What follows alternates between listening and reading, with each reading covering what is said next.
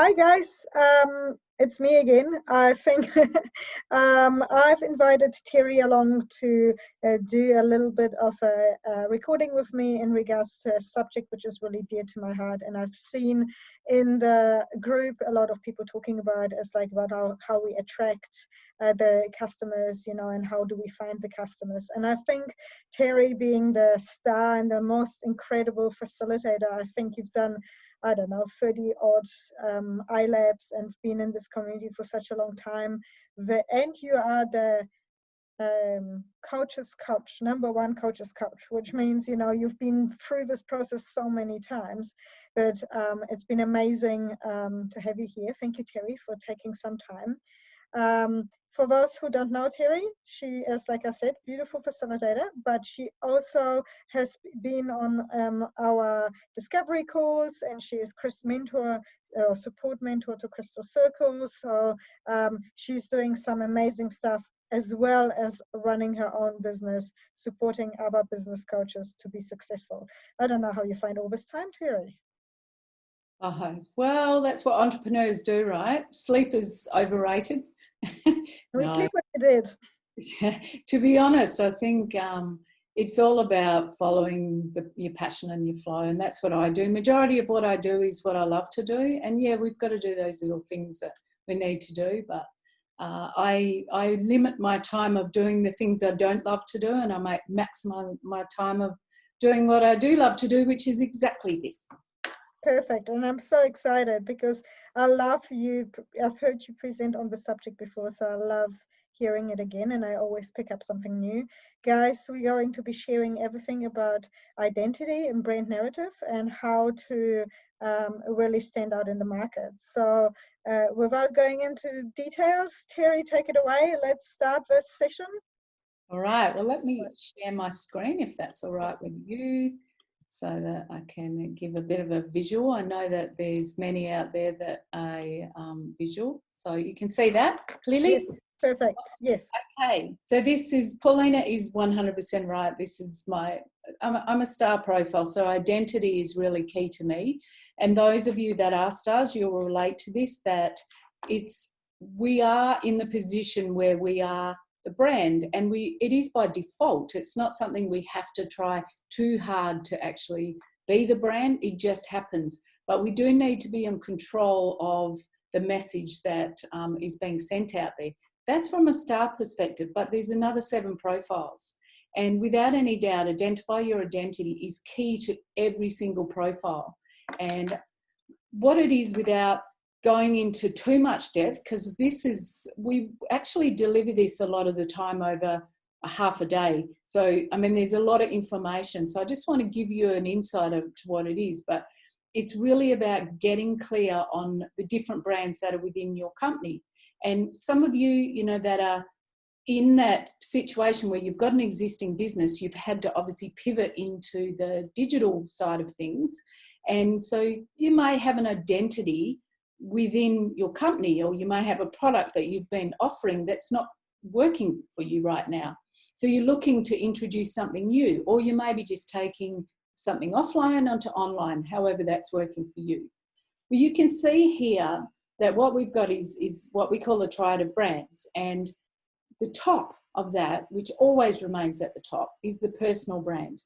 It's the bit that gets missed the most. Now, for stars, it is what is most front of mind for us, because, like I said, it is a little bit by default, but personal brand comes easy for us. And it's not that we're going, hey, look at me, look at me, look at me. We're going, hey, look at you, look at you, look at you. So we're looking at you as a brand as well. For us, that comes naturally. Like I said, for the other 7 profiles, it's sometimes too easy to focus so much on your company brand and your products that you forget that you need to be a stand for something as well. So I'm going to take you through a little bit of what is the advantage of having a personal brand, and what's the problem that it causes if you don't. Particularly when you're putting so much of what you do online at the moment. It's super important to create that trust in the market. So, Paulina, from your own perspective, when did you actually realise that your personal brand was important? Well, I think I knew this for a while, but I'm this classic example, and I know we've got a few in our startup stream where I was like, I don't want to be known as the brand. I want it to be a company so that it's an easily sellable asset. What I didn't realize at the time was, though, that even though it might be semi-successful, people do business with people. So in the end, everyone was like, "Oh, you belong to this business? I didn't know," right? So everyone knew me, but no one really knew who I was. So about, I don't know, 2 years ago, I made the plunge to actually show my own brand. It was really scary for me as an introvert, right? And being, on the tempo energy and steel energy side, I was like, really, like, it created this inner struggle in me about what is it like, what do I share, this is what I don't share, like, but I don't want people to know who I am in private, and where's the boundary, and like, so it created quite a lot of internal turmoil. While you're right, like creators and stars and blaze energy supporters, they do it naturally because they love sharing about themselves and sharing about others, while I don't necessarily. So about 2 years ago, and the success has been quite significant. People finally know who I am, what I stand for. And every time I show up in a business, people are like, yep, I know her values. I know this is going to be good or not good, depending on if you like my values or not. And to be honest, Paulina, seeing where you are putting yourself out there and how you're putting yourself out there, and with what you're doing, you're probably more out there than me. So it's interesting how when you realise the value of having yourself out there and being a stand for something where you can be identified with something. And that's what identity is about, putting a dent. It's about creating a dent in what you want to create a dent in, and not what others for you. So from seeing what you're doing, and I look at your beautiful photos and what you're a stand for, it's phenomenal, because I just look at who you are, and without even, if I didn't know you and I could just viewing what you're posting out there from your identity perspective, I go, wow, that lady looks like someone I want to work with. So, it's that level of, I guess, it's trust, which is what this is about. It's saying she looks like someone I could trust. So Yes. it is. Trust is a big one, but I also think one thing a lot of us miss and forget, and I never thought about it this way until I think you might have shared it with me actually, and it is that you have a brand regardless. You have a personal brand, regardless of you putting yourself out there or not. Everyone has an opinion about you. So the question is, do you want that opinion being shared by others of you, or do you want to narrate the opinion people, or what people see of you, what you think is true and real versus what others think is true and real? Yeah, it's very true. It's making sure that your brand that is out there and the opinions that are out there are authentically about you, is the key thing. You get to control this. Now, you're always going to have those people who are saying things that the naysayers, and that's fine. At least you know people are talking about you, but you be in control of what they're saying. So, oops. Yes. Okay, so what's the problem if you don't have a brand, a personal brand?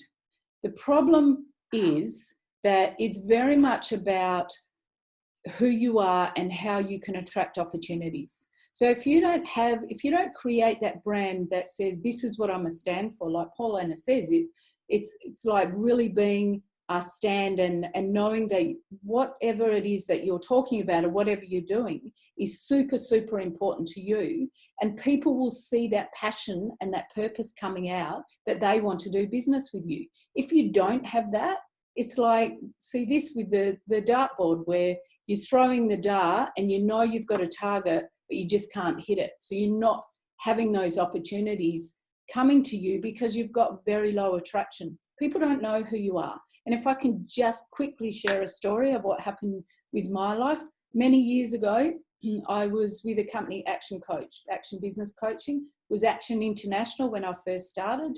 They were the top coaching, or perceived to be by me, the top coaching firm in the world. So I wanted to learn from the best. If I was going to be a business coach, I wanted to learn from the best company in the world. So I connected in with them, bought a franchise, and 6.5 years I stayed with them. My license, my franchise license was for 5, and I loved the people I was working with. I loved my clients. I had formed my own business. It's my own firm, and I had a green level coaching company myself, still under Action Coach brand, and I had 8 other coaches working with me as part of my business. What happened was I met Roger, although I did know Roger before that, but I met up with Roger, and I ended up joining his Crystal Circle mentoring program. And as soon as I got into it, he was asking me about my success as an action coach. And I said, yeah, but the problem is I don't really want to be with them anymore because I'm paying them a lot of money. I could be doing it myself. So he said, well, you need to look at creating an identity as you as an independent coach and not you as an action coach. But you need to find your way out of that. Don't jump out of it, because if you've been seen as a brand for such a long time and then suddenly you want to jump ship, you'll lose everything you've had. And I went, yeah, whatever, because I didn't listen as I haven't asked my parents. I didn't a lot in the past. And I jumped ship. So I left Action Coach fairly quickly. 2.5 years it took me to build a brand up for myself. Why? Because I was so consumed by being Action Coach, Terry Bellington, as I was back then, to suddenly going, this is Terry Bellington, coach. Nobody knows who she is because they only identified me with Action Coach. And as soon as I left, I was just me. So I had to build that identity back up. And that's what Roger was saying. Work your way out of a situation and start working on that brand straight away. And it wouldn't have mattered what profile I was, I still would have had the same problem. So I was in the position that I could have attracted opportunities, but I didn't have enough potential to be able to give value because I wasn't known in that market. Now, obviously, I'm a lot more known in Roger's community and in my own. So be very mindful that, like Paulina said, people will make things up about what they think about you, because if you don't tell them differently, what have they got to go on? So it's all about being able to attract the right opportunities. And if you don't have that. I think also, if I can add to this a little bit, because we have, and I've had this conversation with many of the guys here, it's like, oh, that doesn't relate to me because, you know, I'm selling a physical product or I'm an e-commerce store. And all I want to say is it's the same thing. It's like people do business with people. And I've seen it many, many times. And I do this myself, that I go and say, I don't want to go into this restaurant because I don't like the owner. Yeah. And it's like, I'm not going to put money into that owner's pocket. Or I go and say, I don't want to shop in this shop, right, and buy clothes from the shop because I don't want people, because I don't agree with the values of that person who owns that shop, yeah. Right? So I don't want to put money into their pocket. Like even an e-commerce store still has to have a soul and a heart and someone standing behind them to be known and going, okay, what choice will I make? Will I make the choice of buying from that person or not buying from that person? It doesn't matter how big you are. You kind of need that story. That is so true, and that's such a massive challenge. Is what happens is people go, I'll just launch something online and therefore that will be fine. Well, how do people know whose it is? And if they say, oh, here's this new program, unless someone refers them to it, how do they know whether it's any good? Now, if it's associated with somebody in some way, shape or form, and this doesn't need to be like they're getting out there and doing massive amount of videos and stuff like that to get an identity. It is just creating that trust in the community. Now, if you don't have that in some way, shape or form, however that works for you, then you are at the mercy of continually people having to refer what you've got to offer. Because how do people know whether they can trust you? If they don't know if they can trust you, they don't know if your product's any good or your program's any good. So it's super, super important that you are behind this and you are building credibility as an individual person and not as a company. Because without doubt, Warren Buffett, who's an accumulator profile, who would love to be behind the scenes all the time has an identity because of his success. So he's been in a position where his identity had to be supported fully by who he is. He had to back it. Otherwise, people would have just made stuff up because they go, who's this Warren Buffett guy buying up all these companies? You know, he had to back it by his own, by being interviewed and things like that, whatever it works. That's a good way to look at it too. You don't need to be the interviewer.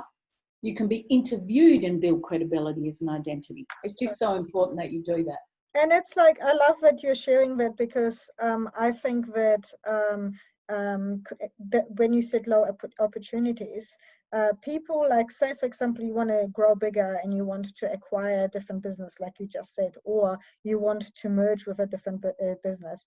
If people don't know who you are, you're just not trustworthy. And so for those people who are playing the, you know, green level, blue level game, if they can't just quickly Google you and get a feel for you, then you probably don't even get entry into the door. Like they won't even allow you to take up their time, because they're like, oh, that person is a nobody. Who are they to take my time, right?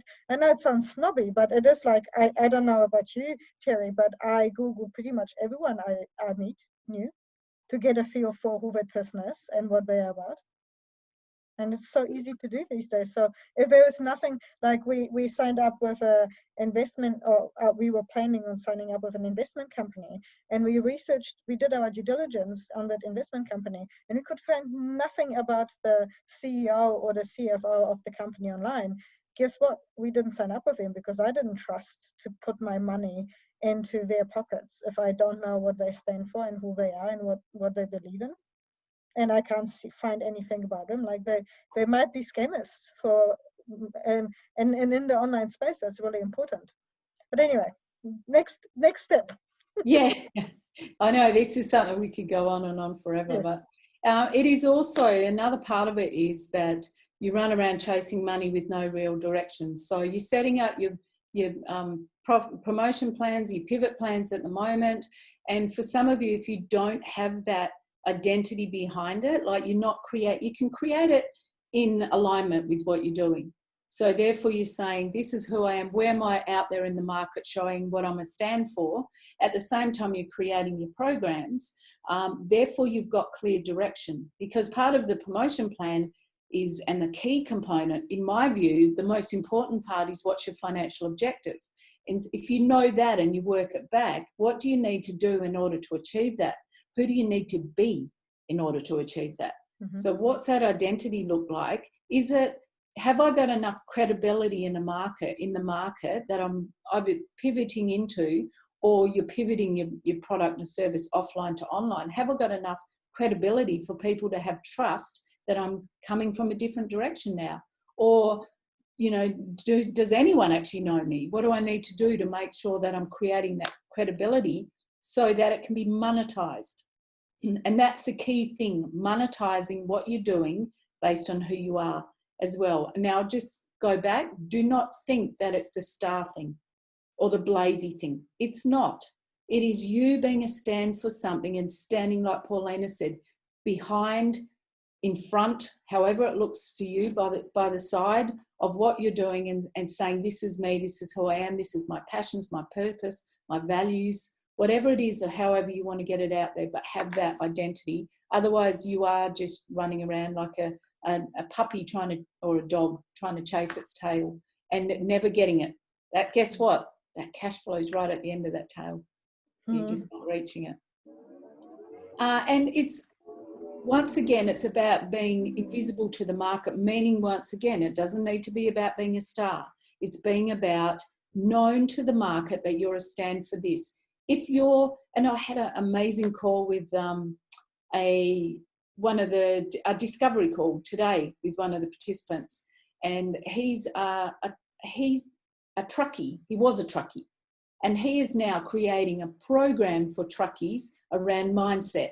You know, a big problem. They suffer fatigue and all these different things. So he's creating this around that. Now, he's a Lord profile. Now, he knows he needs to make sure his identity is really strong as an ex-truckie. so that he can build that rapport with all the companies that he's going into to be able to promote his program. He knows he has to do that, because otherwise they're not going to trust him at all. You know, he has to stand up and say, hey, I was one of you, and now I'm doing this to help you because I know what it's like. Lord profile, right? Great example. So you need to have a level of visibility in the marketplace, not the whole world, in the marketplace that you're going into. I hope that makes sense. Totally. Okay, the challenge if you don't have it, or the challenge that happens is why you don't have it, is because you're not clear what you stand for. You've done your purpose test, you've done your passion test. I'm hoping you all have. In that case, you should be quite clear on what you stand for. And if it's aligning whatever you're offering to the market with that passion and purpose, it should be easy, because it's called a purpose and a passion for a reason. And that's because it's your purpose. You should be proud of it. And you should be proud to say, this is what I'm passionate about.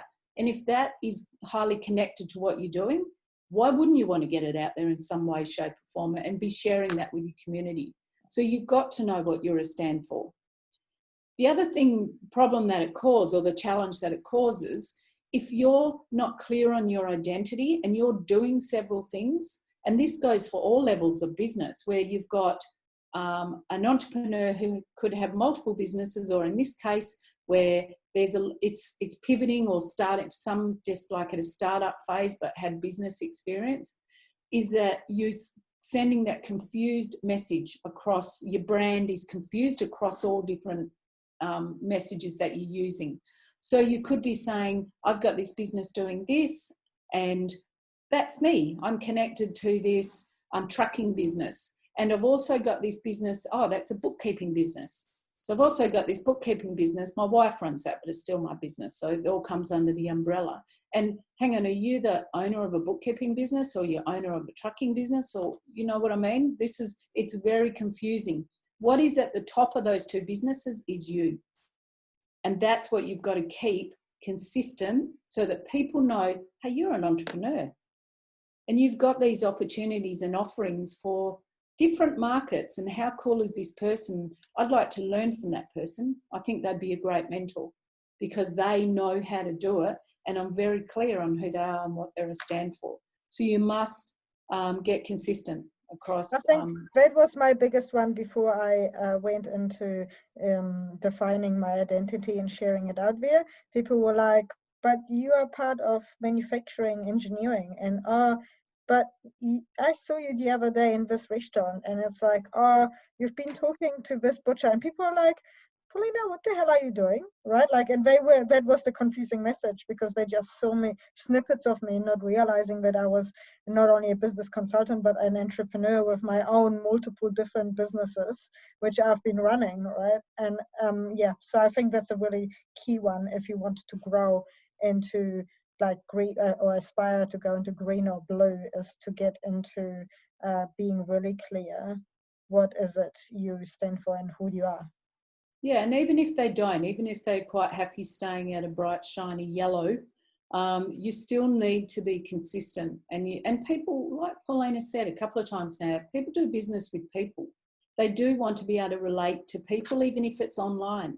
I actually purchased an online program last night. It's like $47 a month or something, and it's around mindset. Like I spend a lot of money myself on me, and me always looking at how I can improve myself as a coach and a mentor, and show up and be able to offer guidance. So I learn a lot of different things, even though I may not work directly in that field. I learn a lot of different things. What I found is the reason, Dean Graciosi, is that his name? Yeah, he works with Tony Robbins and Roger. It was his program, right? The reason that I did is because, one, Roger had him on GEM. I think Roger interviewed him on Genius Entrepreneur Mastermind. He was on there for that. Two, I know that he works with Tony Robbins. They partner together and they do programs together. I love Tony Robbins. I've attended many of his things. Obviously, Roger, is there. Dean, association with the boss. I saw massive trust already. And straight away, when I looked at him, I loved what he's a stand for. And he tells his story, which is not all associated with what he was teaching. But it was such a phenomenal story that I immediately got trust and thought, 47 US a month. What have I got to lose? You know, I'm thinking, can you share with me what course it was? I will, yeah, I will. And if anyone else wants to know, I'm happy to share that as well. But it's not what have I got to lose, what have I got to gain? Yeah. And it's all because I identified very clearly with this guy's identity. And I thought, I'm just this passionate and everything. And, you know, that's why it's so important, because you want your programs to sell like that. It's evergreen. His program's evergreen. I'm not silly. I know I'm not getting him live. You're not going to pay $47 a month and get a mentor live every session, right? So they're pre-recorded and it's obvious. You can hear it in his sessions. So be mindful. He's got trust, and that's why I bought his program. Okay. Walkie talk. You've got to do that. If you don't do that, then suddenly, like Paulina's, you know, comments that she got, what she's doing in a butcher's, and she got manufacturing and all these different things. It's about who you're consistently being that says that you're a stand for this. You can have multiple businesses. You can do different things. You can have multiple programs within your business, but walk your talk. Make sure that you really are clear on what you stand for from that perspective. Super, super important. I really love how people these days go and say they are attending a course of authentic leadership. And I'm like, really? Authenticity has to be taught? Like, be real. That's what people see, especially online. People think that because you're online, you're hiding behind this wall. But I can tell you one thing. If you're not authentic and real, you will see, they will see through this straight away in your presence and how you show up online. So I do think, you know, like being yourself, it doesn't, so here's a couple of things.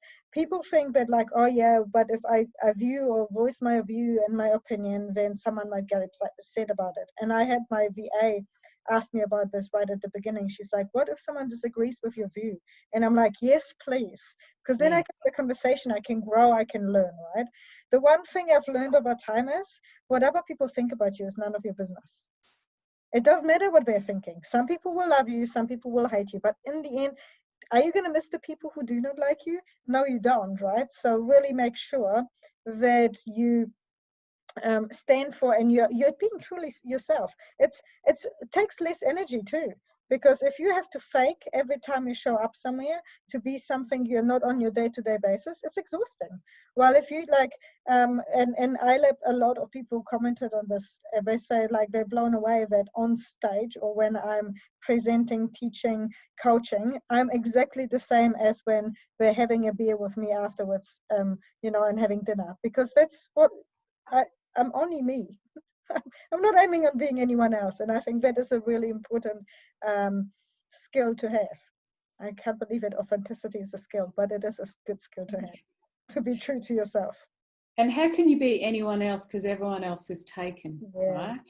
That's the key thing. It's super important to, like Paulina said, be the same. Like, I mean, sure, like I wear a leather jacket and I may present in jeans and, you know, I've got tattoos and there's different things about me that if someone heard me and then saw me, they might not connect the dots, or maybe they would. Maybe they'd go, yeah, this is pretty similar to what I thought she looked like. Because it's not that perception when you're not visual to the market from an actual visual perspective, as opposed to you're creating that identity, you know, through connection. It's people, you want people to get that same feeling. Like you want them to feel like trust is about, in some people's perspective, that person that you would want to sit down and have a glass of wine with. You know, it's like, is this someone that I could trust enough that I would sit down and have a conversation with? That's what you want. Now, the challenge with not having it, as this slide shows, is that you get into action mode and you're getting busy, trying to do all these things that need to be done because you've got to try and get it done. You're trying to create something of what some will perceive to be perfection, to get it out there because we told you you need to be different than others. You need to have this niche. You need to create something that solves a problem better than others, and you've just got to do it all. That's not what we were telling you. We were telling you that part of that, but the thing is, you should be in a position where your identity is so strong that you're already, through this program, getting connection with other members, creating a level of attraction.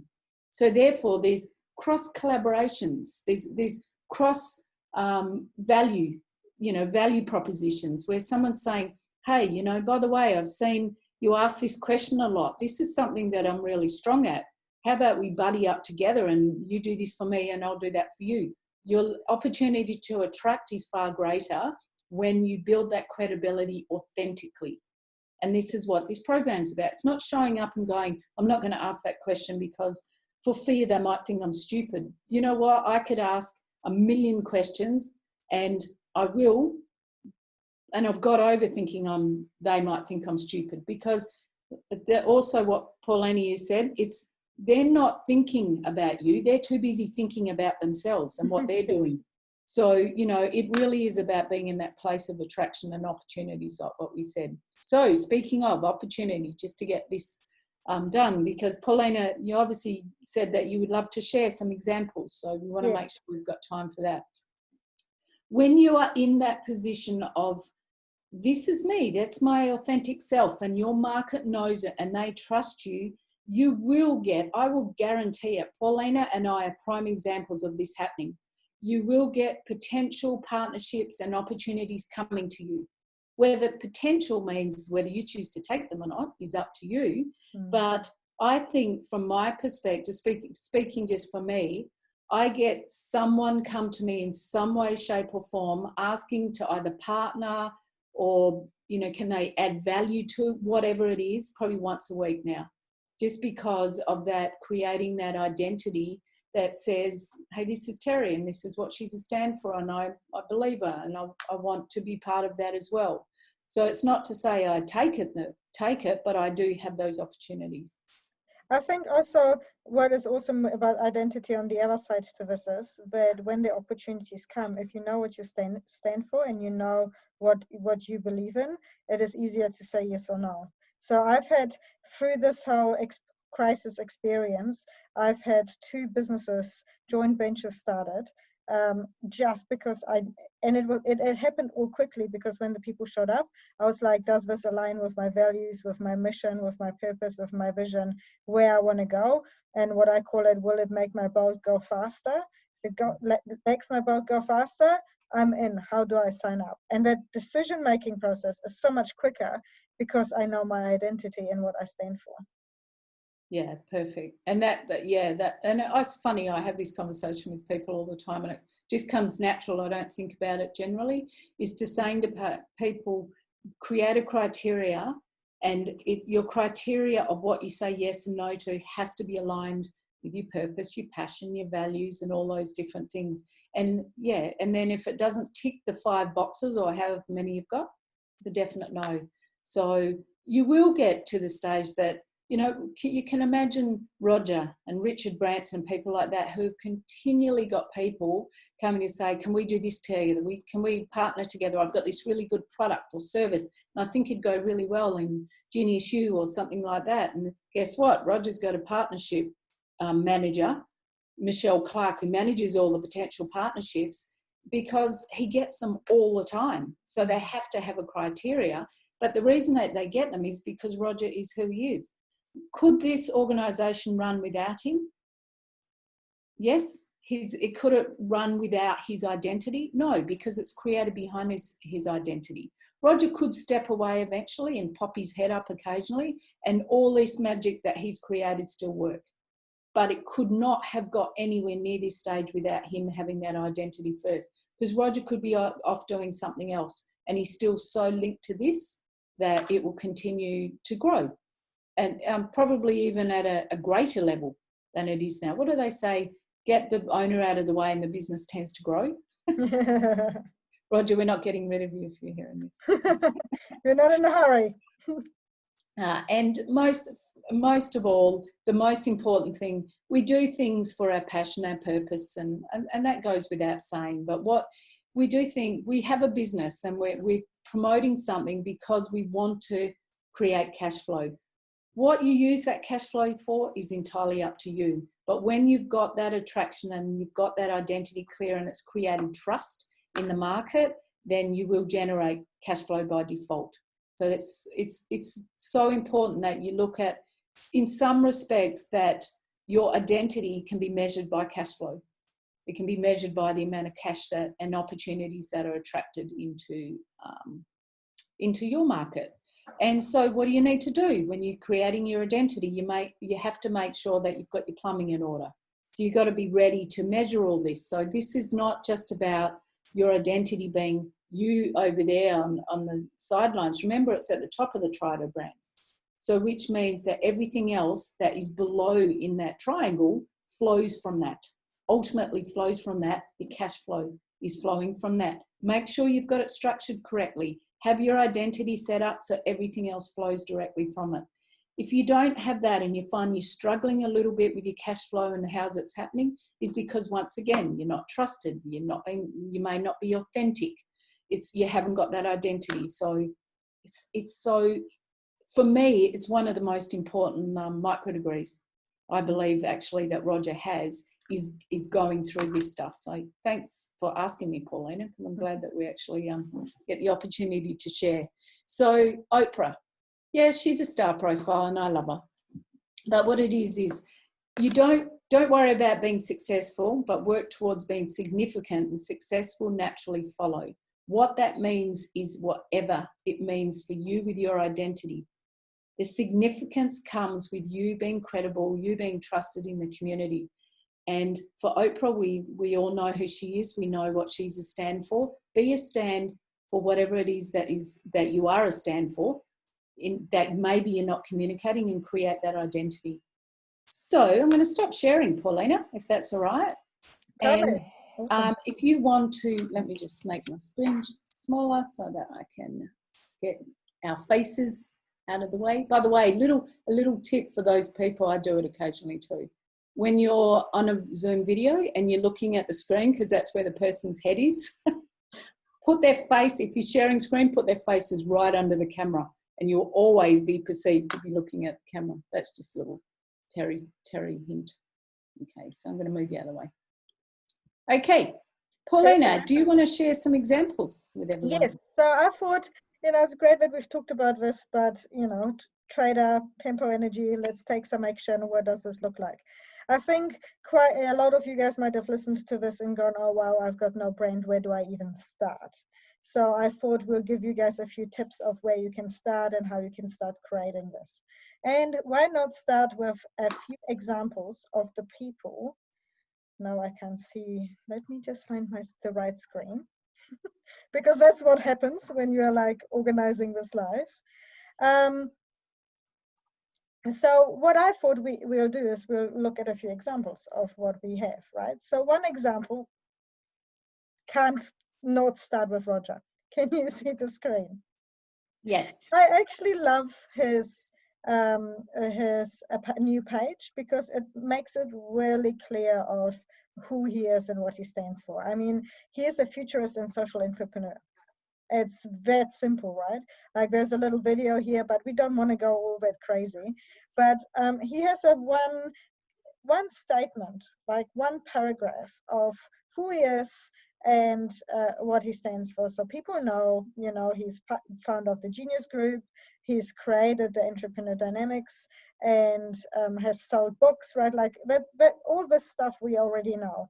But then so what I encourage you guys to do is start off with one little paragraph of what it is you stand for. It's a little bit like what Paul shared with us about, I get up in the mornings because so that, right? Like that's our statement. You can incorporate it. Now, how do you do that? My suggestion to you is find the 3 people you aspire to be or who you look at and go, I wish I was like them. And then just read their bios and copy paste some of the words you really resonate with. It's that simple. It's not about you becoming creative and unique that, like you're using words no one's ever heard of, but really go and say, okay, who are the people who inspire me, and then read their bios and pick the words they like, and then create them into a sentence. And then you have your little tiny paragraph, which goes up the top. But then you have also a little bit more of a bio of what it is you're doing. Now, why would you want a bio? The important reason why you want a bio is it's your first state of social proving. So when you look into your promotion plan, it asks you for the social proof you have, right? The proof.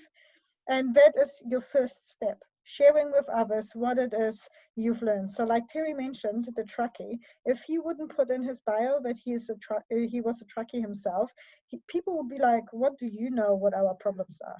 But if you go and say, I have been a truckie for 20 years, then people are like, you know what our problem is. That's the subtle shift. So your bio should always be, it's not supposed to be massive long. It's not about bragging about how wonderful you are, but really summarizing of where you've been and why it's relevant to your customer. Now, that doesn't mean you need to go there and say, because a lot of people go and say, well, I don't have a degree or I haven't finished school. It's not about your accolades and all your academic achievements. It's about what makes you relevant to the person. So it could be your story. Like if you are, I've met the most fascinating guy here where he talked about being an insurance broker. And he's an insurance broker because his wife 5 years ago had open heart surgery. And if it wouldn't have been for the surgery and the insurance she had, she would have died. So he's so passionate. His story led him to be so passionate about his customers, right? And wanting to help his customers that everyone is like, oh, you get it. You've been in this position. You understand where you come from. So it's not about, hey, look at me, I'm so wonderful. I've written 15 books. It's about really relating and saying, I have a relatable story for you. So Roger is one of them. I have another example, and I will share underneath the video, I will share in the comments those about, so you guys can go and have a read. So I love vision. This is new. I've just looked at it, and I think it's really awesome. It is new. Yeah, I haven't seen it. It is new, and I love, like, he's right, the Buddha and the badass. So Yeah. he's really, he talks about, being the, I haven't read the book, but he is the super entrepreneur, but he has very much mindset and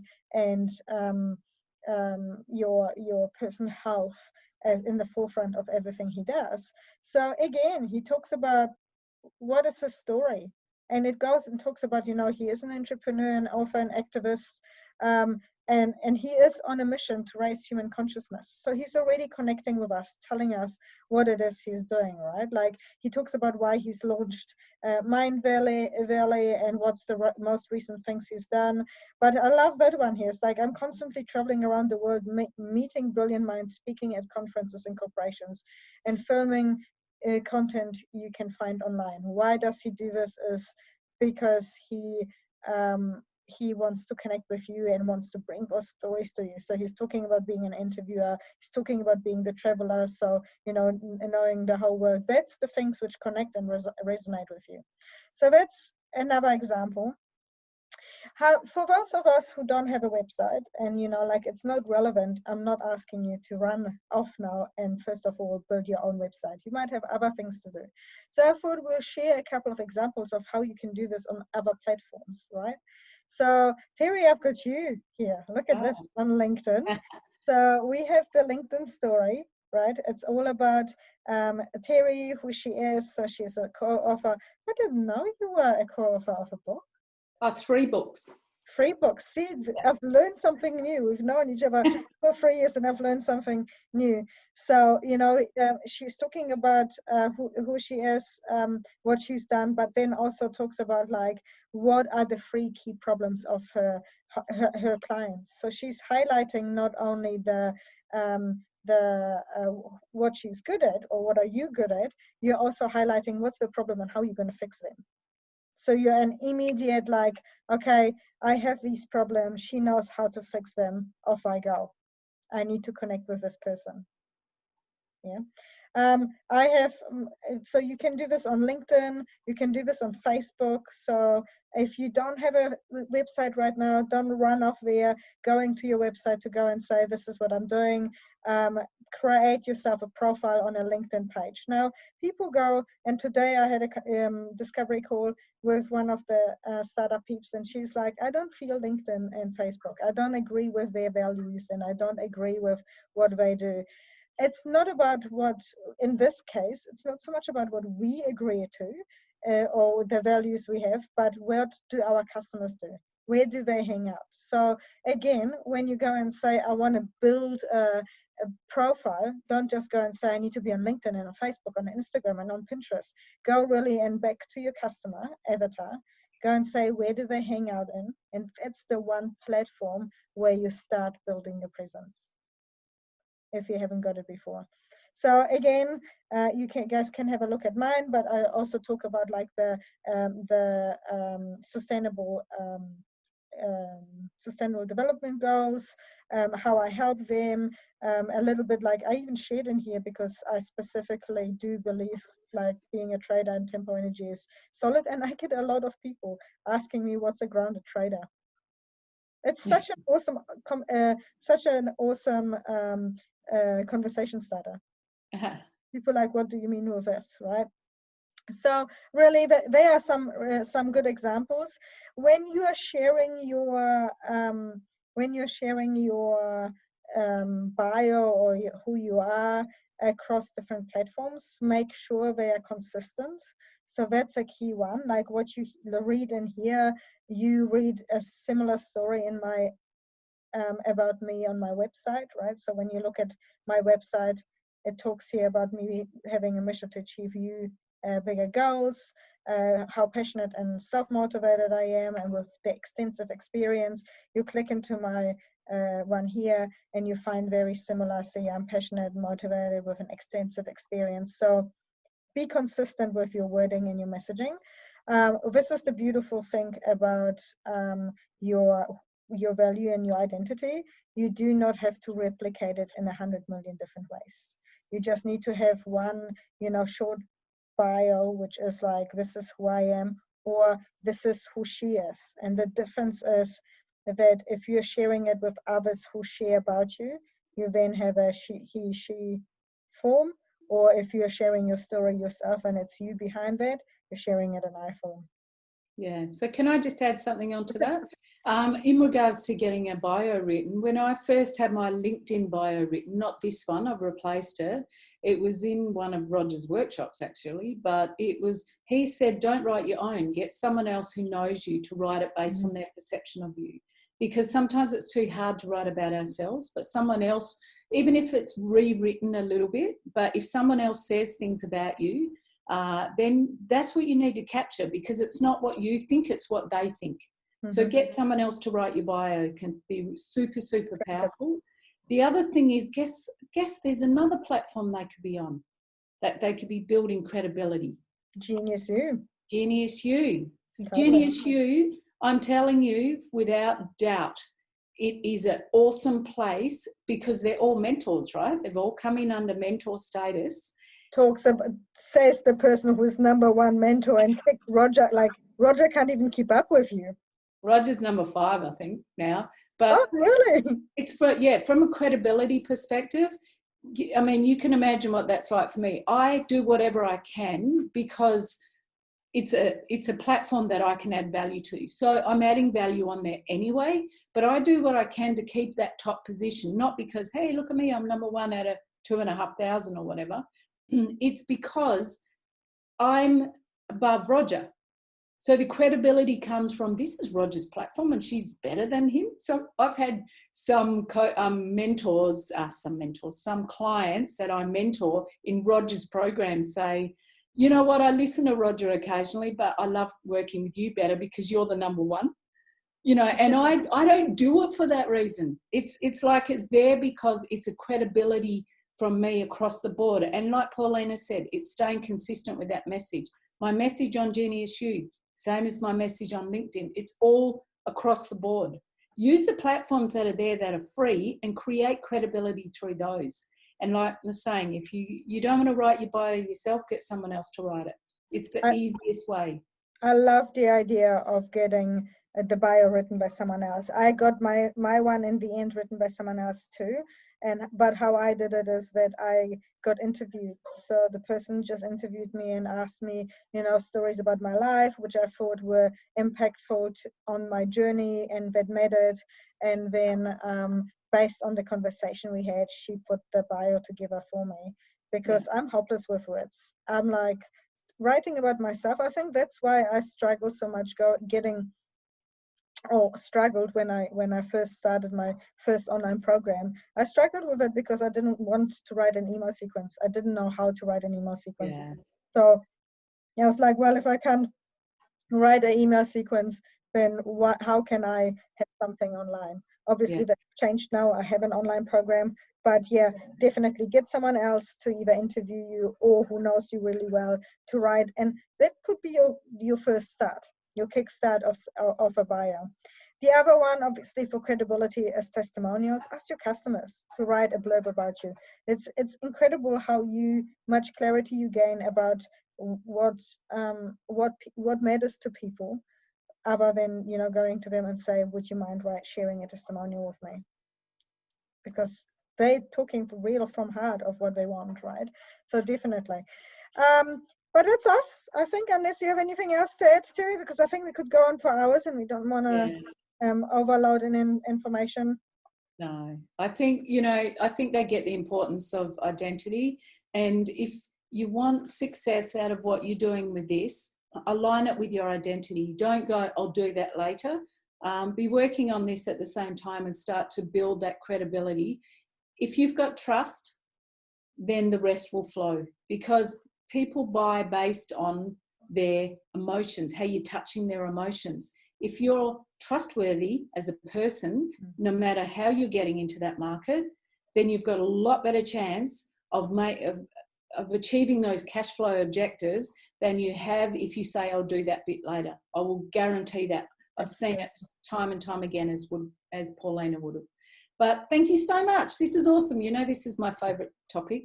Yes, that's what I was like. I am writing a micro degree that will be on GenIssue, and it will be free, and it's how to monetize your identity. So watch out. I like it. Well, I'll be definitely testing it already. Can't wait. So thank you so much, Terry, for joining us. For everyone who's watching this, I hope it's been helpful and you get some nuggets out of this. Feel free to comment below and we'll jump online and answer some of the questions throughout the next couple of weeks. But yes, hope that it gave you guys a little bit more clarity on how to kickstart your identity and how to narrate your own brand is really what we wanted to achieve. Thank you so much, Terry. Awesome to see you again as usual. And guys, I will see you in the stream.